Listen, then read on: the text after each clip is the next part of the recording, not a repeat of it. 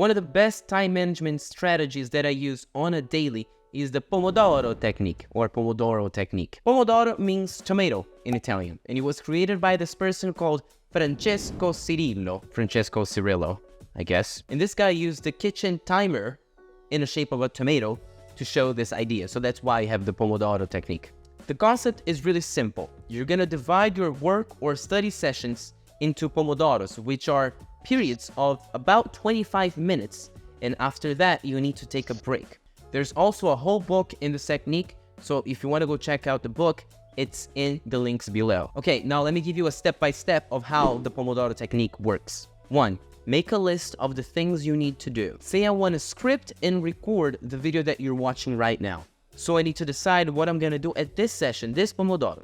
So say I'm going to do the script. So I'm going to set a timer for 25 minutes and I'm going to start working. Fully focused. Nothing else distracts me. For the next 25 minutes, I'm only doing that. Once the clock hits the 25-minute mark, you stop, okay? Try not to finish what you're doing because the point now is for you to go take a break. Go take a 5-minute break. And when you come back, you're gonna do another session. Now, when I say don't keep working, if you're in the middle of a sentence or in a thought process, don't stop right there. Just finish that, whatever you're doing right at that moment, but don't keep working after that. Go to your break. And finally, after 4 Pomodoro sessions, you're gonna take a longer break, okay? Say a 15 to 20-minute break. And you're gonna go for a walk. You're gonna go do something else. Get your mind somewhere else. It's also important to remind you that during those breaks, do not use your phone. The idea here is to allow your brain and your eyes to go somewhere else. If you're focused on your phone, because even though you might be doing multiple things on your phone, you're still focusing on this tiny screen. You want your gaze to be all over the place. You want to be walking around. You want to allow your brain and your eyes a real break. Now, remember how I said that you should be fully focused on what you're doing? Here's a pro tip for you. Leave a post-it block. You know those post-it notes that you have? Leave a block of those little notes on the side, because if you think of something else during your Pomodoro session, you write it down and then come back to it later. Don't work on that. Just like, oh, I had that thought, let me just write it down and continue what I'm doing, okay? Now let's talk about the advantages of using the Pomodoro Technique. 1, it allows you to avoid procrastination. Doing 25-minute sessions is a lot easier than doing 2-hour-long sessions. So your brain is like, oh, okay, I can do 25 minutes, so I can do 22 minutes. I don't want to do 2 hours. But then what really happens is that once you get to that 22, 25-minute mark, you want to keep working. You're already working. You're ready for it. 2, you will be less tired by the end of it and during the process of studying. So when you take those breaks, even going to the bathroom and, drinking water, which you should be doing during the breaks, don't stop your session just to go do those things. You allow your body to take tiny rests. So you're fully focused in a tiny rest and you're fully focused in a tiny rest. Compare that to doing sessions that are 2 hours long because you just want to get it over with. But then by the end, you're exhausted because you haven't moved. You've been sitting at that chair for so long and you don't want to even think about it anymore.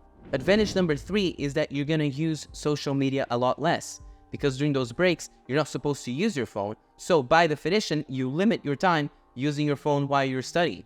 And this, number 4, also has parallel with the deep work idea that we saw in the do not multitask video, because you may even want to increase your Pomodoro sessions to get deep work done. Now, let me expand this idea a little more for you. Let me introduce you to something called the 45 to 5-minute rule, which is a technique that concerns your eyes and can improve your alertness. For every 45 minutes that your eyes are focused on a small screen, on a small spot, or your computer, take a 5-minute break and let your eyes completely shift that to a wider range of view. So if you're working from your computer, for those 5 minutes, go outside, get a big window staring to the sky, and so on. This will allow your eyes to rest a lot more, and then you'll be back focusing on where you needed to focus. I also linked the source for this below.